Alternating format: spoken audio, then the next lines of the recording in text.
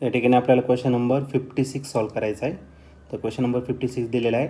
A can filled with water is revolve in a vertical circle of radius R. तर एक can आहे, त्याला पाण्याने भरायची आणि त्याला वर्टिकल सर्कलमध्ये फिरवायचं आहे. And water just does not fall down. तर त्याच्यातलं जे पाणी आहे ते खाली पडायला नको. The time period of revolution is. तर आपल्याला टाईम पिरियड या ठिकाणी फाईंड करायचं आहे. आणि जी दिलेल्या ॲक्सलरेशन ड्यू टू ग्रॅव्हिटी हा क्वेश्चन आलेला 2022ला. त्याचे 4 ऑप्शन आहे. पहिला ऑप्शन त्यातला 2 pi under root R g. B option आहे 2 pi under root R upon g. C option आहे 2 pi under route 5 R G. आणि लास्ट ऑप्शन आहे 2 पाय अंडर रूट जी अपॉन आर. चला तर बघूया या क्वेश्चनचा आन्सर काय असेल ते. तर या क्वेश्चनमध्ये आपल्याला एक कॅन दिलेलं आहे जी पूर्ण पाण्याने भरलेली आहे आणि त्याला वर्टिकल सर्कलमध्ये आपल्याला फिरवायचं आहे. असं या वर्टिकल सर्कलमध्ये आपण त्याला काय करणार तर फिरवणार आहे, रिव्हॉल्व करणार. त्याचे रेडियस किती दिले तर आर इतकी त्याचे रेडियस आहे. Water just does not fall down. तर पाणी याच्यातून पडायला नको आहे. तर ही जी कॅन आहे ती इथं पण असेल, इथं पण असेल आणि इथं पण असेल टॉप पोझिशनला. तर जास्तीत जास्त पॉसिबिलिटी कुठे आहे पाणी पडण्याचं, तर या ठिकाणी जरी गेलं तरी तो त्याच्यातलं पाणी जे आहे कॅनचं ते बाहेर पडायला नको आहे. म्हणजे टॉप पोझिशनला जर घेतलं वर्टिकल सर्क्युलर मोशन तर त्या ठिकाणी जो स्पीड असणार आहे तो किती असणार तर under root of R G इतका असेल. म्हणजे आपण मॅक्झिमम स्पीड टॉप पोझिशनला किती ठेवू शकतो तर अंडर रूट ऑफ आर जी.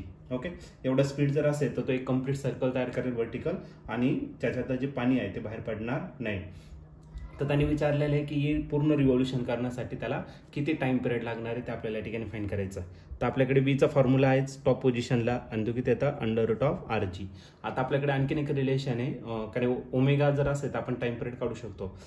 तर लिनियर वेलॉसिटी आणि अँग्युलर वेलॉसिटी मधलं relation V is equal to काय आर ओमेगा. तर आ टाकून दिला आणि अंडर रूट ऑफ करायला आर जी. आर इकडे मल्टिप्लाय, इकडे काय करा डिवाइड. मग ओमेगा इज इक्वल टू काय भेटेल under root of R G. पण आज जर आर स्क्वेअर रूटमध्ये घेतला, आता आरचं काय होणार आहे स्क्वेअर. मग इथला एक आर आणि इथला एक आर काय आला कॅन्सल.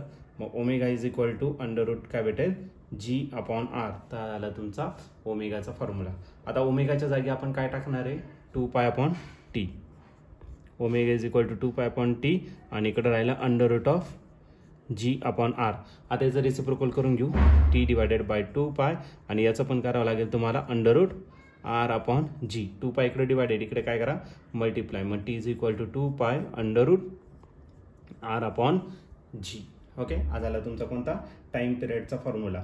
जर तुम्ही या ठिकाणी ऑप्शन जर बघितलं तर ऑप्शन नंबर बी हा जो आहे तो तुमचा करेक्ट ऑप्शन या ठिकाणी होतोय. तर ऑप्शन बी हा तुमचा राईट ऑप्शन असेल. किंवा तुम्ही याचं आन्सर जे आहे ते ऑप्शनवरून पण तुम्ही या ठिकाणी बघू शकता. प्रत्येकाचं युनिट घेऊन टाका आणि त्याचं सेकंद येत असेल सेकंड तर ते ऑप्शन तुम्ही करेक्ट करू शकता. म्हणजे याला ॲक्च्युली सॉल्व करायची बी गरज पडणार नाही, तुम्हाला फायनल आन्सर भेटून जाईल.